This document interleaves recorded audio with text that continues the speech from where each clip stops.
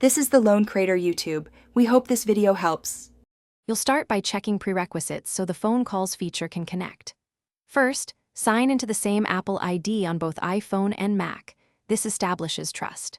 Next, make sure both devices are on the same Wi-Fi network and that Bluetooth is on. These networks let handoff and continuity route calls. Once done, open Settings on iPhone and the FaceTime app on Mac to prepare for enabling cellular call relay. This sets the stage for linking devices. Now you'll enable the iPhone side of Relay so your Mac can place and receive calls. Go to Settings, tap Phone, then Calls on other devices. Toggle Allow calls on other devices and switch on your Mac from the device list.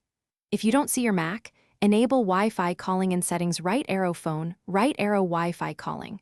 Some carriers require this for handoff.